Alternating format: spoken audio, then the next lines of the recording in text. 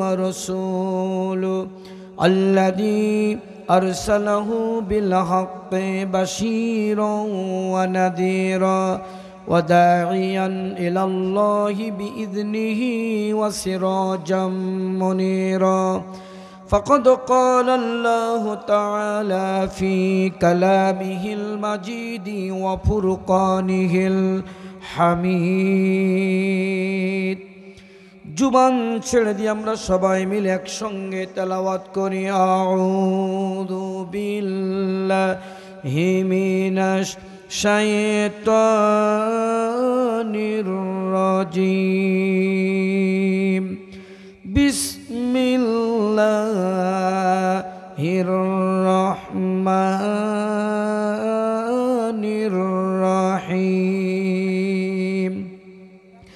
فمن تبع هداي فلا خوف عليهم ولا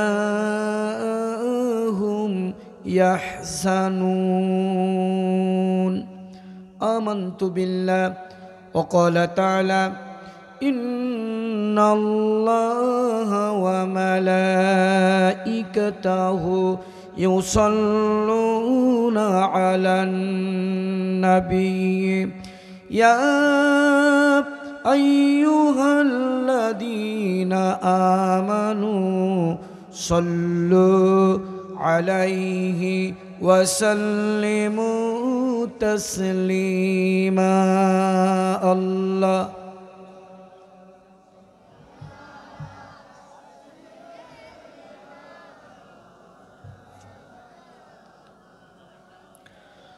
وعلى آل سيدنا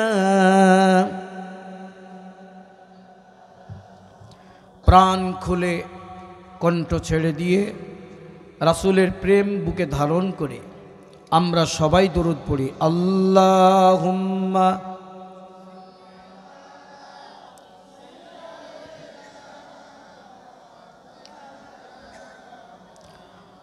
وعلى آل سيدنا مولانا لا إله إلا الله سبحان الله والحمد لله لا سبحان الله والحمد لله لا إله إلا الله محمد رسول الله صلى الله عليه وسلم الحمد لله وحده ঐতিহ্যবাহী মেহেরপুর জেলা সদর গভীপুর ইউনিয়নের অন্তর্ভুক্ত বাড়িপাকা পুরাতন জামে মসজিদের উদ্যোগে সপ্তম বার্ষিক ঐতিহাসিক তাফসিরুল কোরআন মাহফিল এ মাহফিলের সম্মানিত সভাপতি বিশিষ্ট সমাজসেবক আমাদের সকলের হৃদয়ের স্পন্দন জনাব মোহাম্মদ আবুল কাশেম সাহেব, আজকের মাহফিলের বিশেষ অতিথি মেহেরপুরের গৌরব আমার স্নেহের বিশিষ্ট ইসলামী চিন্তাবিদ হাফেজ মৌলানা রকিবুল ইসলাম মুজাহিদ আমাদেরকে সুললিত কণ্ঠে কোরআনের বক্তব্য শুনিয়েছেন। আমাদের কলিজা ঠান্ডা হয়ে গেছে। প্রিয় ভাইয়ের জন্য দোয়া করি তার কণ্ঠকে ইকামতে দ্বীনের পথে রব্বে কারিম কবুল করুন, সবাই বলি আমিন। আজকের মাহফিলে আমন্ত্রিত মেহমানবৃন্দ, বিশেষ করে অত্র গ্রামের সর্বজন শ্রদ্ধেয় ব্যক্তিত্ব উস্তাজুল আসাতিজা উস্তাজুল মুকাররম জনাব কারি মোহাম্মদ গোলাম মোস্তফা সাহেব দামাক বরকাতুহুল আলিয়া, আজকের মাহফিলের সম্মানিত প্রধান মেহমান নন্দিত মুফাসসির, বাতিলের আতঙ্ক, ইসলামী আন্দোলনের সিপাহসালার, বর্তমান শতাব্দীর যুবকদের আইডল, আমার প্রিয় ভাই, বিশিষ্ট ইসলামী চিন্তাবিদ জনাব মৌলানা হাসান আল মামুন লাল। প্রিয় ভাইয়ের জন্য দোয়া করি, ভাই যেন আমাদেরকে এমন কিছু কথা কোরআন থেকে বলে যে কথাগুলো আজকে জাতির এই ক্লান্তি লগ্নে হেদায়েতের জন্য মুহতাজ হয়ে যায়। সবাই বলি আমিন। আমার সামনে বসা একান্ত আমার প্রিয়জনেরা, বিশেষ করে আমার স্নেহের যুবক বন্ধুরা, পর্দার আড়ালে আমার প্রিয় মা এবং বোনেরা, সকলের প্রতি আমার সালাম। আসসালামু আলাইকুম ওয়া রাহমাতুল্লাহি ওয়া বারাকাতুহু। আজকের এই কোরআনের মৌভাণ্ডারে আমরা আসতে পেরে, কোরআনের মেহমান হতে পেরে খুশি না বেজার? একটু কণ্ঠ ছেড়ে দিয়ে বলতে হবে। আমরা যদি খুশি হয়ে থাকি, হৃদয়ের সবটুকুন ভালোবাসা উজাড় করে আমরা সেই মহান মালিকের কাছে প্রাণ খুলে সকলে পড়ছি আলহামদুলিল্লাহ। প্রিয় ভাইয়েরা, আল্লাহ তাআলার দরবারে শুকরিয়া আদায় করে শেষ করা যাবে না। আজকে 4 তারিখ ডিসেম্বরের কোরআনের মৌভাণ্ডার বাড়িপাকা গ্রামবাসীরা আয়োজন করে আমাদেরকে যে কোরআনের মৌচাকে ডেকেছেন, সবার ভাগ্যে এই মৌচাকে এসে বসার সুযোগ হয় না, ঠিক না বেঠিক? যারা মুমিন, যারা বিশ্বাসী, আল্লাহ কিরাত পরকালকে সামনে নিয়ে যারা জীবন গঠন করতে চায়, তারাই কেবলমাত্র কোরআনের মৌভাণ্ডারে ছুটে এসে কোরআন থেকে মধুপান করার তৌফিক পায়। চিৎকার দিব আল্লাহু আকবার। এই জন্য আল্লাহ তাআলা বলেছেন, আল্লাহু ইয়াস্তাবি ইলাইহি মান ইয়াশা, আমি আল্লাহ তাআলা যাকে চয়েস করি, যাকে ভালোবাসি, যাকে লাইক করি, যাকে জান্নাতে নিতে চাই, যাকে মুক্তি দিতে চাই, জাহান্নামের কঠিন পথ থেকে যাকে আমি আল্লাহ তাআলা জান্নাতে নিতে চাই, তাকেই কেবলমাত্র হেদায়েতের মালাটা দান করি। আল্লাহু আকবার। রাস্তায় অনেক যুবককে দেখলাম, অনেক দোকানদারকে দেখলাম দোকান খুলে কোরআনের মাহফিলে ডিস্টার্ব করছে। সত্যিকারের তারা যদি মুসলমান হতো, এই মাহফিলকে কেন্দ্র করে তারা দোকান খুলতো না, বরং আজকে কোরআনের মাহফিলে এসে তারা আল্লাহর কোরআনগুলো শুনতো, ঠিক না বেঠিক? তাদের ভাগ্য হয়নি। আল্লাহ বলছেন, ইয়াহদি মান ইয়াশা, আমি আল্লাহ তাআলা যাকে চয়েস করি তাকে হেদায়েতের মালাটা দান করি। আজকের এই কোরআনের মৌভাণ্ডারে আমরা হেদায়েত পেয়ে খুশি না বেজার? প্রিয় যুবক বন্ধুরা, বলতে হবে খুশি না বেজার? আল্লাহ বলছেন, ইলাহি মাইয়ুনিব, আমি যাদেরকে হেদায়েত দান করি তাদেরকে আমি আল্লাহ তাআলা আপন করে নিই। জোরে আল্লাহু আকবার। এই জন্য প্রিয় আপনজনেরা, কোরআনুল কারীমের পাতায় আল্লাহ তাআলা বলেছেন, সূরা বনী ইসরাঈলের ৮২ নম্বর আয়াতে আল্লাহ বলছেন, ওয়া নুনাজ্জিলু মিনাল কুরআন মা হুয়া শিফাউ ওয়া রাহমাতুল লিল মুমিনিন। এটি তো সেই কোরআন, এর ভেতর রয়েছে মুমিনদের জন্য শেফা, মুক্তির পথ, জান্নাতের পথ, জাহান্নামের আগুন থেকে বাঁচার পথ। এটি হলো আমাদের গাইডলাইন। কেবলমাত্র এখান থেকে মুক্তির পথ পাবে যারা বিশ্বাসী, যারা ঈমানদার। চিৎকার আল্লাহু আকবার।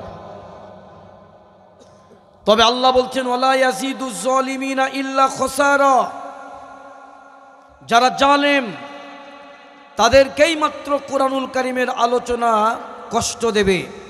কোরআনের আলোচনা শোনার পরে, টুপি মাথায় দিয়ে বসে থাকার পরে, নামের আগে হাজি লেখার পরে, মসজিদ কমিটির সভাপতি হওয়ার পরেও, মাহফিল কমিটির সভাপতি হওয়ার পরে, কোরআনের মাহফিল শোনার পরে, আল্লাহর আয়াত শোনার পরে দেখবেন যার মনটা খারাপ হয়, বুঝে নিতে হবে ওই লোকটা জালেমের বাচ্চা। কারণ আল্লাহ বলেছেন, যারা মুমিন তারা কোরআন থেকে শেফা পাবে, মুক্তির পথ পাবে। আর যারা জালেম কোরআনের আলোচনায় তাদের কষ্ট হবে, ঠিক না বে ঠিক? আজকে আমরা যারা এসেছি কোরআন শুনতে, আমরা কষ্ট নিয়ে এখানে ফিরে যেতে চাই না, আমরা এখান থেকে রহমত নিয়ে বাসায় যেতে চাই।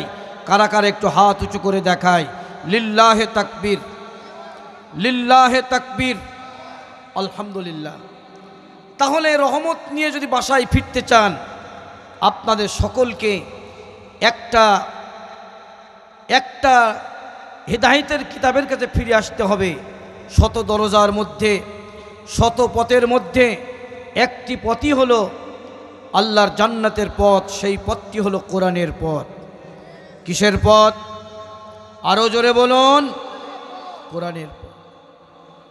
এই পথে যারা ফিরে আসবে আল্লাহ তাআলা তাদেরকে রহমত দেবে।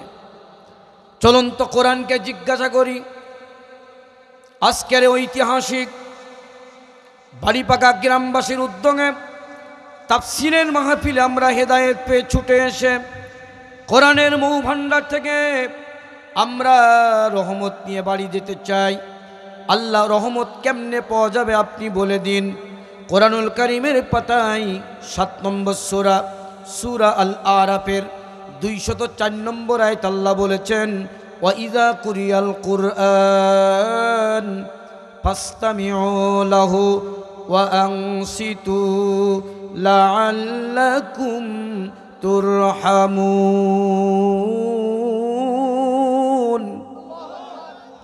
যখন যেখানে আল্লাহর কোরআনের আবৃত্তি হবে, কোরআন তেলাওয়াত হবে, সেখানকার মানুষ যদি কোরআনের প্রতি মনোযোগী হয়, চুপচাপ করে কোরআন শুনতে থাকে, আমি আল্লাহর কমিটমেন্ট লাআল্লাকুম তুরহামুন, আশা করা যায় তারা রহমত প্রাপ্ত হবে। তাহলে কোরআনের প্রতি যে বা যাহারা মনোযোগী হবে আল্লাহ তাকে রহমত দেবে। তাহলে মনোযোগীদের কোয়ালিটি হলো 2টা। চলন্ত কোরআনুল কারীমের পাতায় জিজ্ঞাসা করি, 3 নম্বর সূরা, সূরা আলে ইমরানের 132 নম্বর আয়াত আল্লাহ বলছেন, আতিউল্লাহ। 1 নম্বর, যারা কোরআনের প্রতি মনোযোগী তারা কেবলমাত্র শুধুমাত্র দুনিয়ার জীবনে মৃত্যু আসার আগেই, কবরের মেহমান হওয়ার আগেই, 4 জনের কান্দে ওঠার আগেই কেবলমাত্র শুধুমাত্র তারা বিধান মানবে কার? একটু জোরে বলুন, কার?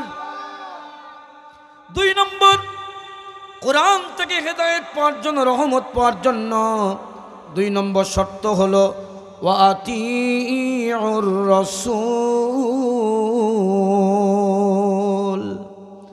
2 নম্বর শর্ত হলো কেবলমাত্র শুধুমাত্র এই পৃথিবীতে আমাকে আপনাকে নেতৃত্ব মানতে হবে আল্লাহ রসুলের।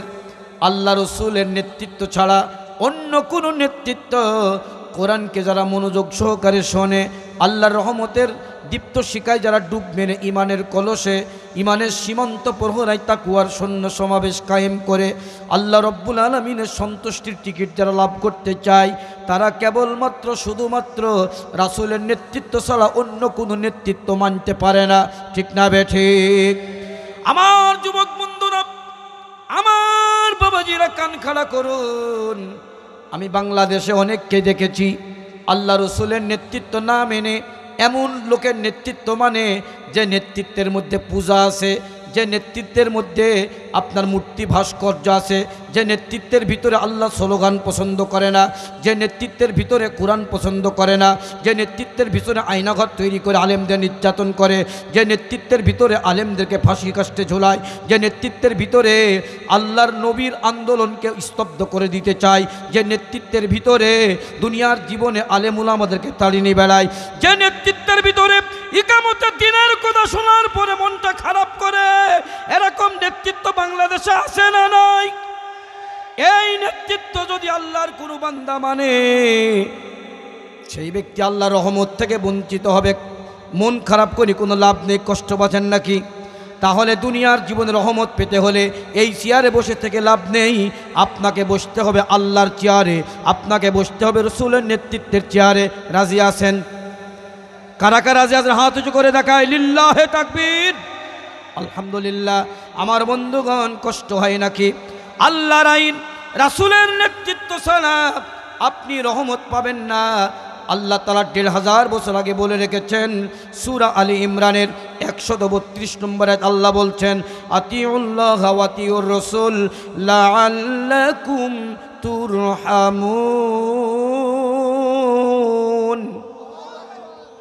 আল্লাহ বলছেন তোমরা আমি আল্লাহর আনুগত্য করো, আমি আল্লাহর আইন তোমরা মেনে নাও, রাসূলের নেতৃত্ব তোমরা মেনে নাও, তোমরা রহমত প্রাপ্ত হবে। কথাকার আমার বন্ধুরা, আল্লাহ রহমত যদি আমাকে আপনাকে পেতে হয় তাহলে এই পৃথিবীর বুকে একমাত্র শুধুমাত্র আইন মানতে হবে কার? আমার বন্ধুগণ, বাংলাদেশ আজকে ৯০% মুসলমান দেশ, ৫.৫ লক্ষ মসজিদের দেশ, ২২,০০০ মাদ্রাসার দেশ, পাড়ায় পাড়ায় ২-৫টা করে মসজিদ, টুপিওয়ালা দাড়িওয়ালা ভরপুর, হাজি সাহেব ভরপুর, মুখে মেহেন্দি দিয়া মানুষ ভরপুর। কিন্তু এদেশে কেন আজকে ইসলাম বিজয় হচ্ছে না? একটু জানার দরকার আছে না নাই? আমার বন্ধুগণ, ৫.৫ লক্ষ মসজিদের দেশ হতে পারে, ৫ বার আযান শুনে মসজিদে নামাজ পড়তে যেতে পারে, কিন্তু তারা কুরআনুল কারীমের আইন পছন্দ করে না, রাসূলের নেতৃত্ব পছন্দ করে না। এরকম জাত আছে না নাই? তাদের সম্পর্কে আমি কুরআনুল কারীমের পাতায় ১৫০০ বছর আগে আল্লাহ তাআলা বলেছেন, ভালো করে কান খাড়া করুন আমার বাজানেরা। আমি কুরআনুল কারীমের একজন ছাত্র হিসেবে যতটুকু বুঝেছি, ৪ নম্বর সূরা আন-নিসার ১৩৭ নম্বর আয়াত আল্লাহ বলেছেন ইন্নাল্লাযীনা আমানু সুম্মা কাফারু সুম্মা আমানু সুম্মা কাফারু সুম্মা ইজদাদু, নিশ্চয় যারা ঈমান আনে আবার কুফরি করে, ঈমান আনে আবার কুফরি করে, ঈমান আনে আবার কুফরি করে, ঈমানদার হয়, ঈমানের ড্রেস পরে ঈমানদারদের কাতারে বসে থাকে, রাতের আঁধারে শয়তানদের দলের সাথে গিয়ে আতাত করে, ব্লুটুথ করে, ইমু করে, মেসেঞ্জার করে, কানেকশন করে, আন্দোলন করে, সংগ্রাম করে, বক্তৃতায় বিবৃতিতায় ভোট দেয়, তাদের সাথে থাকে। এরকম মুসলমান আছে না নাই? আমার বন্ধুগণ, ঈমান অপেক্ষা যদি কান খাড়া করুন সুম্মাজদাদু, ঈমান অপেক্ষা যদি কুফরির মাত্রা বেশি হয়, ঈমান অপেক্ষা যদি কুফরির মাত্রা বেশি হয়ে যায়, আল্লাহ বলছেন ফালা ইয়াস্তাকবালা, আমি আল্লাহ তার তওবাকে কবুল করব না। এই জন্য আজকে আমাদের দেশে টুপির সংখ্যা বাড়লে কি হবে, মৌলবীর সংখ্যা বাড়লে কি হবে, দাড়ির সংখ্যা বাড়লে কি হবে, মসজিদের সংখ্যা বাড়লে কি হবে? দুনিয়ার জীবনে ধর্মীয় লেবাসের সংখ্যা বেড়েছে, কিন্তু ধর্মকে বুকে ধারণ করতে পারেনি, ব্যক্তিতে ধারণ করতে পারেনি, পরিবারে ধারণ করতে পারেনি, সমাজে ধারণ করতে পারেনি, রাষ্ট্রে ধারণ করতে পারেনি। যার কারণেই আজকে আলেম উলামারা নির্যাতনের শিকার। ঠিক না বেঠে? জিকির করেন লা ইলাহা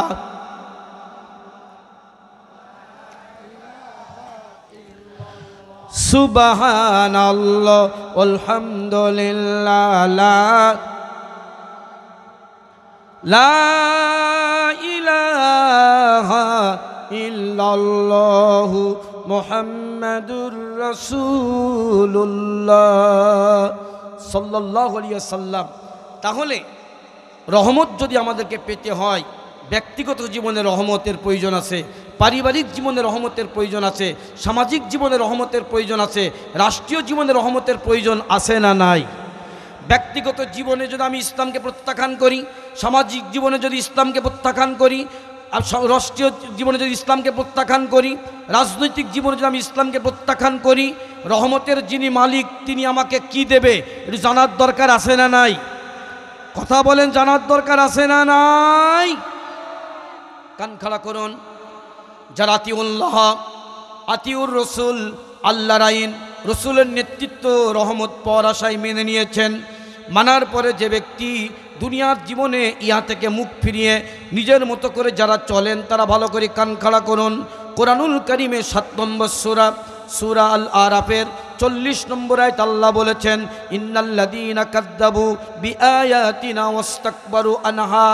নবী হে, আপনি তাদেরকে বলে দেন, নিশ্চয় যে বা যাহারা আমার আয়াতকে প্রত্যাখ্যান করে, মিথ্যা সাব্যস্ত করে, অহংকার করে আমার আয়াতের দাবি থেকে তারা মুখ ফিরিয়ে নেয়। আল্লাহ বলছেন লা তুফাত্তাহু লাহুম আবওয়াবুস সামা, তার জন্য রহমতের দরজা খোলা হবে না। অনেক লোক হয়তো মনে করছে আমি হজ করে এসেছি, ইসলাম না মানলে কি হবে, ইহদিনাস সিরাতুল মুস্তাকিমের পথে না থাকলে কি হবে, জয় বাংলার পথে থাকলে কি হবে, আরামপন্থীদের পথে থাকলে কি হবে, আমি তো কোরআন হাদিসের কিছু মানছি। আমার বাবাজিরা ভালো করে কান খাড়া করুন, কোরআনুল কারীমের পাতায় আমি পড়েছি, নিশ্চয় যে বা যাহারা কোরআনকে ব্যক্তিগত জীবনে প্রত্যাখ্যান করবে, পরিবার থেকে প্রত্যাখ্যান করবে, সমাজ থেকে প্রত্যাখ্যান করবে, আকাশের রহমতের দরজা তার জন্য খোলা হবে না। হাত্তা ইয়ালিজাল লা ইয়াদখুলুনাল জান্নাতা, তার জন্য জান্নাতের গেট খোলা হবে না। হাত্তা ইয়ালিজাল জামালু ফি সাম্মিল খিয়াত, সুসের ছিদ্র দিয়ে উট গমন করা যেমন অসম্ভব ব্যাপার, জাহান্নাম থেকে কুরআন অস্বীকারীরা জান্নাতে যাওয়া তার চেয়ে কঠিন হয়ে দাঁড়াবে। কথা কার? তাহলে আমরা এখান থেকে রহমত নিয়ে বাড়ি ফিরতে রাজি আছি তো ইনশাল্লাহ? তাহলে ফিরে আসতে হবে কার কিতাবের কাছে? আরও জোরে, আর একবার, জোর হলো না। আমার বাবাজিরা, আল্লাহর কিতাবের কাছে কেউ যদি ফিরে আসে, কোরআনুল কারীম কমিটমেন্ট করেছেন, ফামান তাবিয়া হুদায়া ফালা খাউফুন আলাইহিম ওয়ালা হুম ইয়াহজানুন, যে বা যাহারা এই কিতাবের অনুকরণ করবে, তার ব্যক্তিগত জীবনে কোনো ভয় থাকবে না, সামাজিক জীবনে কোনো ভয় থাকবে না, রাষ্ট্রীয় জীবনে ভয় থাকবে না, মানুষের যত জায়গায় পদচারণা কর্মকাণ্ডে জড়িত কোনো জায়গায় ভয় থাকবে না। গ্যারেন্টি দিয়েছেন কে? আরও জোরে বলুন কে? তাহলে এই কোরআনুল কারীমের তাবে যদি হতে চান, কোরআনের দরজায় যদি আপনি যেতে চান, ঢুকতে চান, অনুসরণ করতে চান, এই কোরআনুল কারীমের দরজায় ঢুকতে হলে দুইটা যোগ্যতা নিয়ে আপনাকে কোরআনুল কারীমের দরজায় ঢুকতে হবে। কয়টা যোগ্যতা? সবাই বলেন। দুইটা যোগ্যতা নিয়ে আপনি যদি কোরআনের তাবে করতে চান তাহলে আপনার ভয় লাগবে না, কিন্তু এই দুইটার একটা যদি আপনার জীবনে অভাব থাকে, আপনি কোরআন মানতে যেয়ে আপনি মানুষকে ভয় করবেন, কিছু দলকে ভয় করবেন, সমাজকে ভয় করবেন, মাতুব্বারকে ভয় করবেন। এই জন্য দুইটা যোগ্যতা নিয়ে কেউ যদি কোরআনের ভিতরে প্রবেশ করে, আমার আল্লাহ তার জীবনটাকে নির্ভীকতার পথে, সাহসিকতার পথে, খাব্বাবি বেলালি পথে, মা সুমাইয়ার পথে তার জীবনটাকে কবুল করে নিয়ে তার জীবনটাকে আল্লাহ জান্নাতি মালা দিয়ে ভরপুর করে দেবে। চিৎকার দিয়ে বলুন আল্লাহু আকবার। কয়টা শর্ত নিয়ে কোরআন অনুসরণ করতে হবে? সবাই বলেন আর একবার। কোরআন তুমি বলে দাও। আজকে এই বাড়ি পাকার কোরআনুল কারীমের মাহফিল আমরা শর্ত দুটো পূরণ করে কোরআনের তাবে হতে চাই, কোরআনের আমরা হেদায়েত পেতে চাই। কোরআনুল কারীম ১,৫০০ বছর আগে আল্লাহ বলে দিয়েছেন। চলন্ত কোরআনুল কারীমের পাতায় চোখ রাখি, ২ নম্বর সূরা ৩ নম্বর পারার ১ম নম্বর পৃষ্ঠা ১৪ নম্বর লাইন, সূরা আল বাকারার ২৫৬ নম্বর আয়াতের অংশ বিশেষ। আল্লাহ বলেন, ফামান ইয়াকফুর বিত্তাগুত।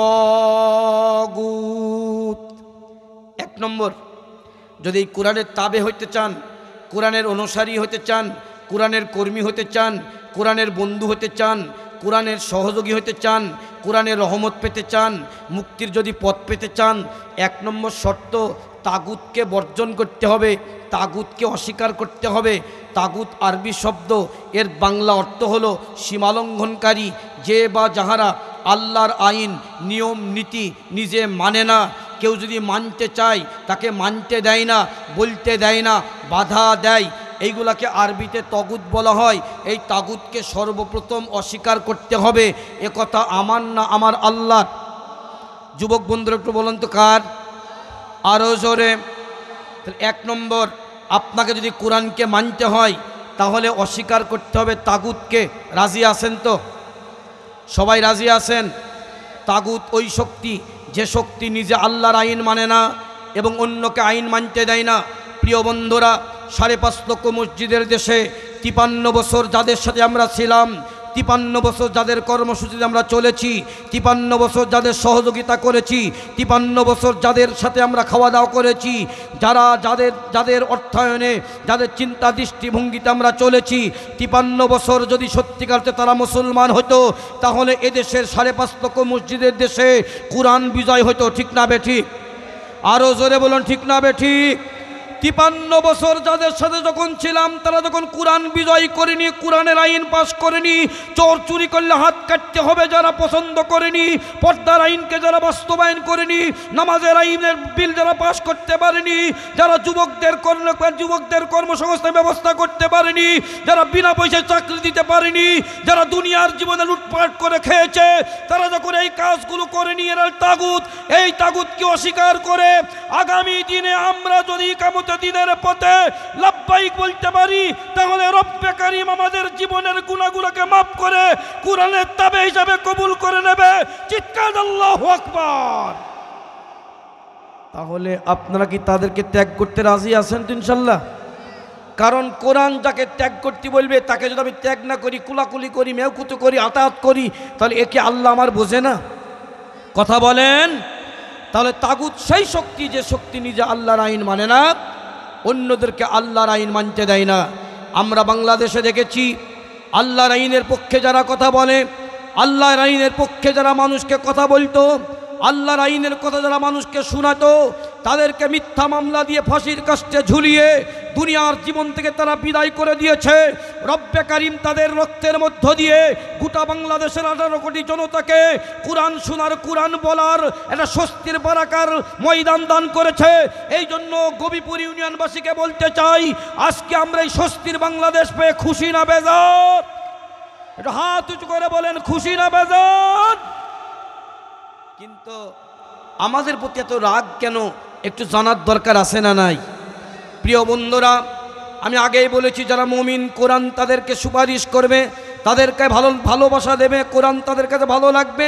কিন্তু যারা ক্ষতিগ্রস্ত জালেম, যারা দুনিয়ার জীবনে কোরআনকে বাদ দিয়ে নিজের জীবন যৌবনকে, যারা নফসের গোলামি করে আল্লাহর পথকে পরিহার করে, যারা মানব রচিত পথে মতে নিজের জীবন যৌবনকে গড়ে তুলেছে, তারা কখনোই কোরআনের কথা শুনেও সহ্য করতে পারবে না। ঠিক না বেঠিক?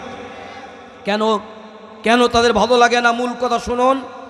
একজন আল্লাহর বান্দা একটা গরু পোষে। কি পোষে? সবাই বলেন। এখন কিন্তু দেখবেন মানুষের ছাড়া গরুর গোয়াল কিন্তু দামি হচ্ছে। ঠিক না বেঠিক? কারণ কি? কারণ হলো গরু, একটা গরু পুষতে পারলেই 2 লাখ, 3 লাখ, 5 লাখ টাকা, 10 লাখ টাকা হয়। ঠিক না বেঠিক? হঠাৎ আপনার গরুটি 5 লক্ষ টাকার মূল্য গরু, এই গরুটি এমন একটা রোগে আক্রান্ত, ডাক্তার সাহেব বলল, ডাক্তার সাহেব এসে বলছে, ভাইজান আপনার যে গরু, এই গরু যদি, যে ওষুধটা দিয়ে গেলাম, 72 ঘন্টা টাইম দিলাম, 72 ঘন্টার ভিতরে যদি ভালো হয় আলহামদুলিল্লাহ, যদি ভালো না হয় তাহলে তাকে জবাই করে মাটির তলে পুঁতে রাখবে। কারণ কি? কারণ হলো এই যে রোগ, এই রোগটা যদি ছড়ায় তাহলে মানুষ আক্রান্ত হয়ে মানুষ মারা যাবে। কত ঘন্টা টাইম? সবাই একটু বলেন, যুবক বন্ধুরা একটু হাত দেখান, কত ঘন্টা? 72 ঘন্টা টাইম। এখন ডাক্তার সাহেব ইঞ্জেকশনে ওষুধ দিয়ে গেল। পাশে একটা খাসি ছাগল ছিল 12 কেজি ওজনের। খাসি ছাগল তাকে বলছে, ভাইজান ওঠো, 72 ঘন্টা টাইম, তুমি ওঠো, ঠ্যাংফেটা করো, ওঠো, যদি তুমি মালিককে উঠা দেখাতে পারো জবাইয়ের হাত থেকে বেঁচে যাবা, ওঠো। আচ্ছা, খাসি ছাগল ওই গরুকে ভালো পরামর্শ দিচ্ছে না খারাপ পরামর্শ দিচ্ছে? সবাই বলেন, ওঠো। যখন 24 ঘন্টা পার হয়ে গেছে, তারপরে 72 ঘন্টার কাছাকাছি সময়ে খাসি ছাগল বলছে, ভাইজান ওঠো, যদি তুমি মালিককে দৌড় দেখাতে না পারো তাহলে মালিক কিন্তু তোমাকে জবাই করে খেয়ে মাটির তলে পুঁতে রাখবে। তখন ওই গরু হাত পা হেঁড়া দিয়ে, শরীরে পাচ্ছি না, ওর উদ্বুদ্ধ হয়ে, খাসি ছাগল তাকে উদ্বুদ্ধ করেছে, হ্যাঁ, তাকে মাটির তলে পুঁতে ফেলবে, কেটে টুকরা টুকরা করে।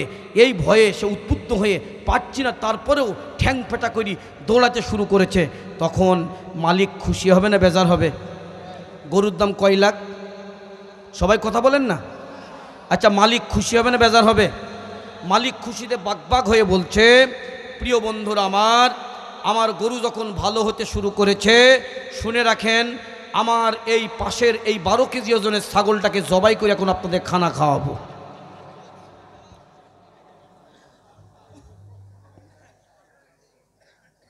কাকে জবাই করবে? খাসি ছাগল 5 লাখ টাকার গরুকে কি করল? কথা বলছেন না কেন? তখন খাসি ছাগল বেজার হবে না? আনন্দ করবে। কেন এই কথা বললাম? 5.5 লক্ষ মসজিদের দেশে আলেম উলামা পীর বুজুর্গ মাশায়েখ মদখোর গেজাখোর তাড়িখোর সুদখোর ইয়াবাখোর আইনাগর দ্বারা তৈরি করে দেশের থেকে যারা চুরি করে বিদেশে পাঠায়, বেগম পাড়ায় বাড়ি করে, এই সমস্ত দুর্নীতিবাজদের বিরুদ্ধে যখন জাতিকে উদ্বুদ্ধ করে কোরআনের পথ দেখায়, জান্নাতের পথ দেখায়, সেই সমস্ত হারামখোররা আলেম উলামাদেরকে জবাই করার সিদ্ধান্ত নেয়। এরকম জাত মেহেরপুর জেলে আসে না নয়? আমরা 5 তারিখের আগে দেখেছি আলেম উলামা যারা কোরআনপন্থী, বাড়ি পাকার গ্রামে যারা কোরআনপন্থী, যারা মানুষকে কোরআনের পথ দেখায়, জান্নাতের পথ দেখায়, পর্দার কথা বলে, মিথ্যা থেকে মানুষকে দূরে রাখে, নামাজের কথা যারা বলে, দাড়ির কথা যারা বলে, সুন্নতে নববীর কথা যারা বলে, রামপন্থী রাধাকৃষ্ণদের বিরুদ্ধে যারা কথা বলে, ধর্মনিরপেক্ষ মতবাদ, কুফরি মতবাদ, এই মতবাদের বিরুদ্ধে যারা কথা বলে, তারা হচ্ছে দেশের শ্রেষ্ঠ সন্তান আলেম, মসজিদের ইমাম। তাদেরকেই তারা হামলা মামলা দিয়ে তাড়িনি বেলায়, ঠিক না বেঠি? আমরা বুঝিনি না? আমরা মাদ্রাসার সর্বোচ্চ বারান্দায় লেখাপড়া করে আসলাম। আমরা তোমাদেরকে উদ্বুদ্ধ করছি ভালো কাজ করার জন্য, জান্নাতের পথ দেখাচ্ছি, হেদায়েতের পথ দেখাচ্ছি, টুপির পথ দেখাচ্ছি, নবীর পথ দেখাচ্ছি, আর তোমরা আমাদেরকে তাড়িনি বেড়াইছো। আমাদের তাড়িনি বেড়াও, মাটির তলে ঢুকলি তোমাকে তাড়াবে কে? আরো যুবকরা জোরে বলুন কে? ভালো করে কান খাড়া করেন। মাটির তলে, মাটির ওপরে যার ব্যবহার ভালো হবে, মাটির ওপরে যে ব্যক্তির ব্যবহার ভালো হবে, মাটির ওপরে যে ব্যক্তি বিনয়ী হবে, মাটির ওপরে যে ব্যক্তি আল্লাহর আইন মানবে, মাটির তলটা তার জন্য ভালো করে দেবেন কে? আরো জোরে বলুন কে? মাটির তলা, মাটির ওপরে মস্তানি করবেন, মাটির ওপর আপনি কোরআনের বিরুদ্ধে আন্দোলন করবেন, মাটির বিরুদ্ধে আজান শুনে আপনি বলবেন বেশ্যার খরিদ্দার ডাকছে, মাটির ওপরে আপনি আলেমদেরকে ফাঁসির কাস্তে ঝুলাবেন, মাটির ওপরে মিথ্যা মামলা দিয়ে আলেমুল আমাদের হ্যান্ডকাপ দেবেন, মাটির ওপর আপনি কিয়ামতের দিনকে তাড়িনি বেড়াবেন, মাটির ওপরে আলা আলাহুল খলকু আল আমর, সাবধান সৃষ্টিদার আইন চলবে তার, এই স্লোগান দেওয়ার পরে আপনি কষ্ট দিয়ে কথা বলবেন, আপনি রাতের ঘুমকে হারাম করে দিয়ে বিছানা ছাড়া করবেন, আর আপনি মাটির তলে গিয়ে ভালো থাকবেন। 3 টাকার মুলুপির আপনি দোয়া কাল আপনি ওরে আমার হাবা গুবই মুখে বাতসা খাবা, এরকম লোক আছে না নয়? তাহলে মাটির ওপরে ভালো হইতে হলে আমাদেরকে কি মানতে হবে? হাত উঁচু করে বলেন কি মানতে হবে? মাটির ওপরে ভালো হওয়ার জন্য আবু বকর, ওমর, উসমান, আলী, খাল, জাওয়াহির, তালহা এরা মাটির ওপরে ভালো হওয়ার জন্য আবু জেহেলের দল ছেড়ে দিয়েছিল, উদ্বার দল ছেড়ে দিল, আইয়ামে জাহিলাতের পথকে ছেড়ে দিয়ে কালিমার 24টি অক্ষর তেলাওয়াত করে লা ইলাহা ইল্লাল্লাহ তাওহীদ বিল্লাহকে বুকে ধারণ করে মুহাম্মদ রাসূলুল্লাহ রিসালতকে দুনিয়ার জীবনের জান্নাতের সেতু হিসাবে গ্রহণ করে নিয়ে আবু বকর, ওমর, উসমান, আলী, তালহা, জুবায়ের, খুবাইব, আমির, হামজা, বেলাল যেমনি করে হেদায়েতের পথে আল্লাহকে খুশি করেছিল, আজকে বাড়ি পাকার মুসলমান নারী পুরুষ যদি আমরা আল্লাহর দেওয়া হেদায়েতকে গ্রহণ করে নিজের ব্যক্তিগত জীবনকে কোরআনের পাল্লারে